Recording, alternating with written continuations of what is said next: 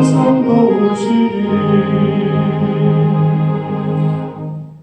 은혜와 위로의 하나님 아버지, 오늘도 저희들을 하나님 전에 이 아침 불러주시고 주님이 주신 하루의 첫 시간을 먼저 주님 앞에 드릴 수 있도록 은혜 주셔서 감사합니다.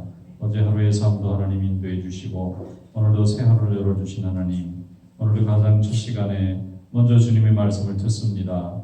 우리의 심령을 새롭게 하여 주시옵소서. 우리의 낙심한 심령을 하나님의 은혜 가운데 강건케 하여 주시고 세상을 이기는 믿음이 되게 하여 주시옵소서.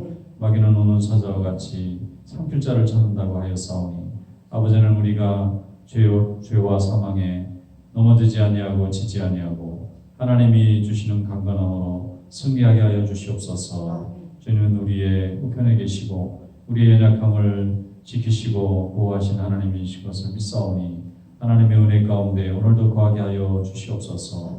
오늘도 우리 성도들에게 큰 은혜를 내려주셔서 모든 능력 가운데 행하게 하여 주시고 또 하나님의 말씀을 따라 순종할 때에 주님이 친히 인도하시고 길을 열어주실 줄로 믿습니다.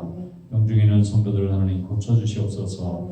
건강을 회복시켜 주시고 강건함으로 사명을 잘 감당할 수 있게 도와주시옵시고 환난당하는 가정에 하나님께서 긍휼을 베푸셔서 그 모든 어려움을 이기고 나갈 수 있게 도와주시옵소서.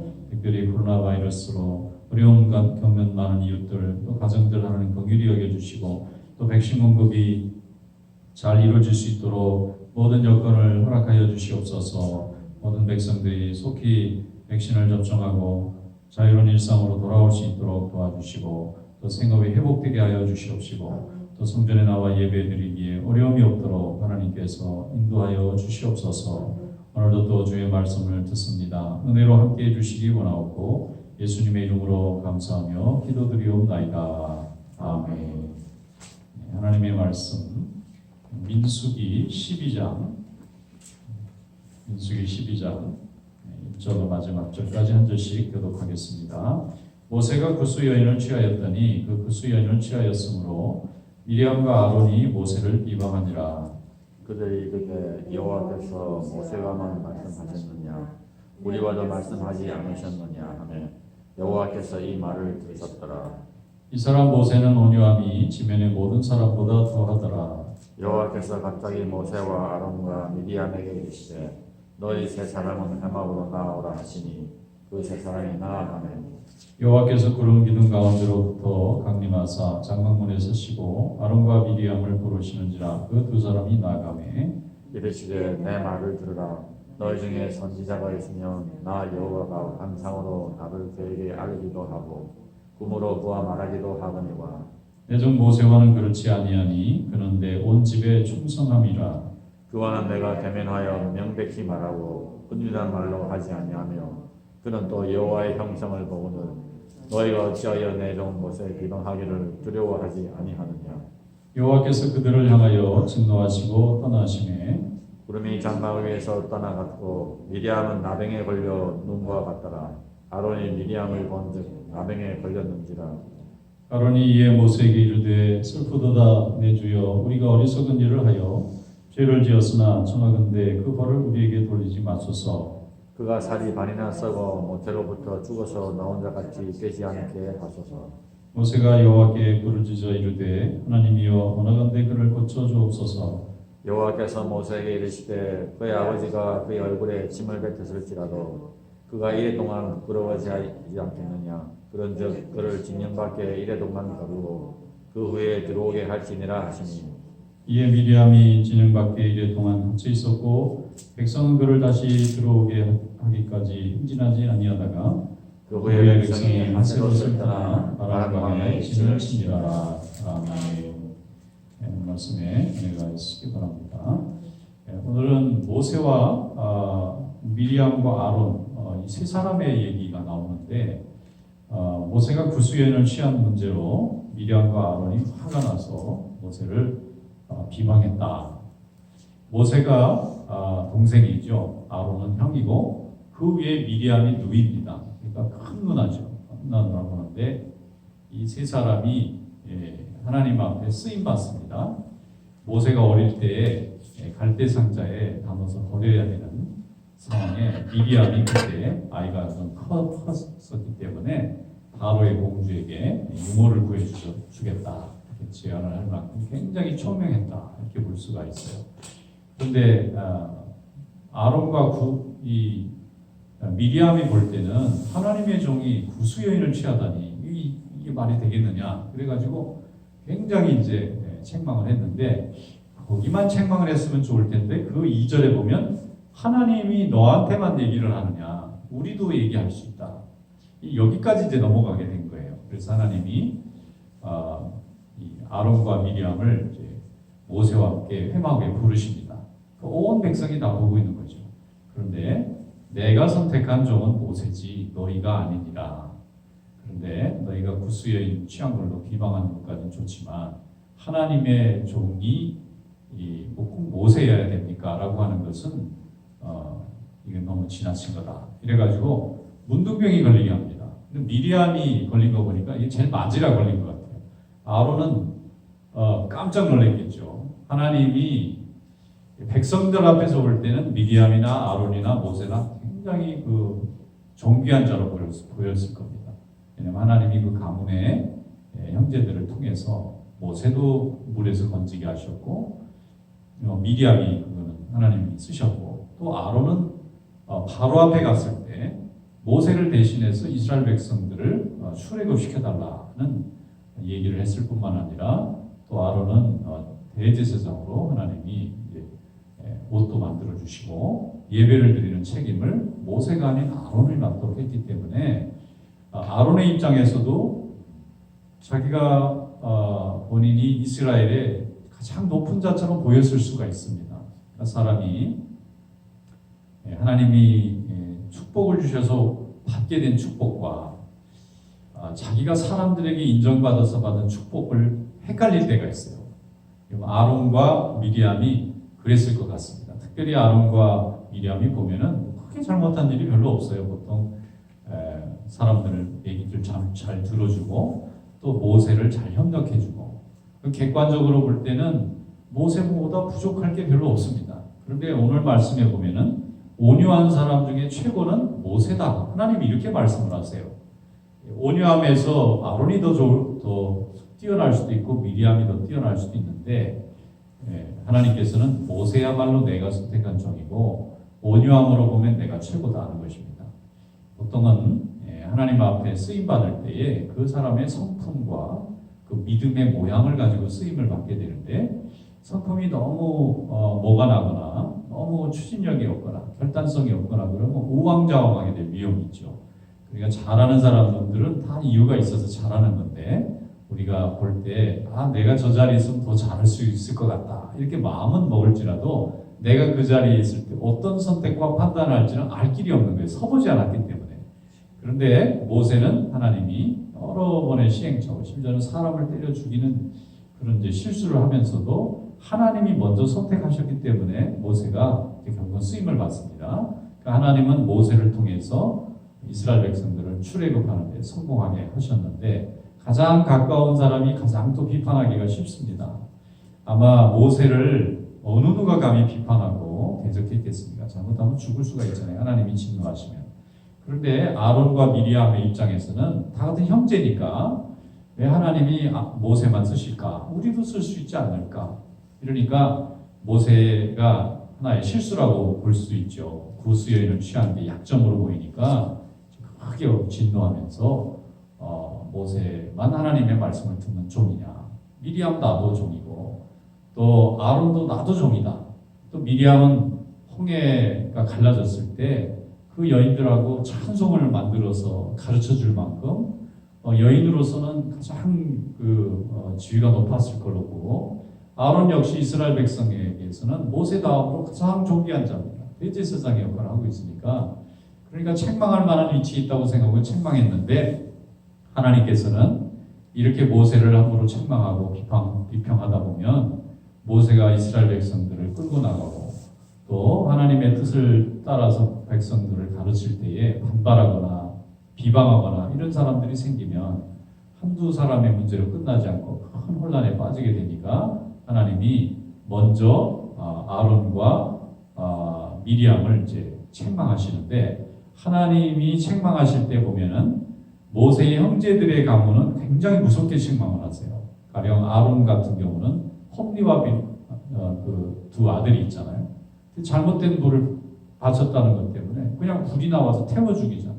그리고 장례도 치르지 말고 슬픈 기색도 하지 마라. 잘못해서 죽은 거기 때문에 위로를 보통 사람들이 죽으면 가서 위로도 해주고 그러는데 주의 종의 자식이 잘못한 거는 용납을 안 하시는 거예요. 그만큼 더 가혹한 처벌을 하시는 이유는 뭔가 하면은 하나님의 일을 하니까 좀 더 특혜를 주는 게 아닌가 이런 이제 백성들이 생각할까봐 미리암은 문둥병에 걸립니다. 자기 남동생이나 마찬가지죠. 주의 종이긴 하지만 그리고 미리암의 입장에서 볼 때는 도덕적으로 분명히 좀 잘못된 점으로 보이는 거예요. 왜 주의 종이 구수연을 취할까? 아내도 있는데 이게 이 누이의 입장에서 볼 때는 가정의 책임자이기도 하고 자기 가정의 또 식구들이기도 하니까 이게 참 부당하다. 이래가지고 책망을 한 건데 하나님은 그렇게 하나님의 일을 하는 자를 책망하는 것조차도 형제에게 허락한 적이 없기 때문에 아론이 문둥병에 걸리면 제사장 일을 볼 수가 없잖아요. 아론이 매일 제사를 드려야 되는데 그래서 할 수 없이 미리암이 문둥병에 걸린 겁니다. 그러니까 제일 먼저 살려달라고 싹싹 비는 사람이 누구냐면 아론이에요. 자기도 아론이 알아들은 거예요. 이게 하나님이 자기가 제사장으로 지금 예배를 인도하는 매일 제사를 드리는 책임만 있는 게 아니었으면 아론이 걸릴 문둥병인데 하나님이 하나님의 이 지장되게 하시지는 않으니까 아론이 받아야 할 문둥병을 순서로 보면 아론이 받아야 맞거든요. 그런데 미리암이 받은 거예요. 그러니까 아론이 살려달라고 이제 모세를 통해서 하나님 앞에 사죄를 구합니다. 그러니까 하나님이 용서를 해주시는데 대신 부모가 자식을 야단을 쳐도 7일 동안은 진 밖에 있다가 회개하고 돌아오게 하는데 금방 돌아오게 할 수는 없다. 이렇게 해서 미리암이 7일 동안 진 밖에 있는 거예요. 문둥병에 걸린 상태로 막 살이 썩어가면서 있는데 이스라엘 백성들이 그걸 또 다 봐야 돼요. 그래서 진이 7일 동안 깨끗해지고 돌아올 때까지 진이 움직일 수 없습니다. 이건 무슨 뜻이냐면 본보기용이었을 가능성이 높다. 온 백성이 모세의 가장 큰 누님이 지금 모세를 막 욕했다가 하나님 그냥 문둥병으로 치셔가지고 완전히 환자가 됐습니다. 문둥병이라는 건 고대의 저주받은 병이고 또 무조건 격리를 시켜야 되고 사회인으로 살아갈 수 없는 그런 무서운 병이잖아요. 그 병을 다른 사람도 아닌 모세의 친누나가 이렇게 걸려가지고 지금 진 밖에 있는데 또 그냥 버리고 가면 안 되는 거예요. 하나님이 이제 병을 씻어주실 거니까 그 병이 회복될 때까지는 이게 미리암 혼자 회개하라는 말이라기보다 미리암과 같이 함부로 하나님의 일을 하는 종을 비방하거나 하나님의 뜻을 묻지 않고 책망하는 것은 옳지 않다. 이렇게 되면 저렇게 문둥병에 걸릴 수 있다. 그 개인이 벌을 받는 거니까 얼마나 무서운 겁니까? 그렇게 해서 이스라엘 백성들이 다시는 모세를 책망하거나 비방하는 일이 없도록 하나님이 경계를 삼으셨다. 이렇게 볼 수가 있습니다. 하나님의 일을 하는 일꾼들에게는 하나님 앞에 정직하고 또 하나님의 종들 사이에 본이 되고 또 거룩한 삶을 살아야 되지만 또 함부로 그 사람을 깎아내리거나 비난을 함으로 인해서 하나님의 일을 하는 모든 사람들이 혼란에 빠지는 일을 하는 것은 하나님이 책망할 수밖에 없다는 것입니다. 아주 그냥 비판적이고 또 굉장히 정의를 부르짖고 이런 경우는 좋은 점도 있는 반면에 교회가 항상 사나워지고 사람들의 마음이 강팍해지고 막 흩어지고 이런 역할을 하는 경우도 참 많이 있습니다. 그런데 하나님의 말씀은 순종이고 또 순종 가운데서 은혜를 경험하고 회복하는 일이기 때문에 죄와 거짓은 하나님이 직접 다 심판하시게 되어 있는 겁니다. 그러니까 모세가 하나님 앞에 혈기내니까 하나님의 영광을 드러내야 되는데 자기 영광을 드러냈다. 그래서 40년간 광야를 인도했던 사람이 가나안을 못 들어가는 거예요. 그거는 하나님이 모세를 심판한 것입니다.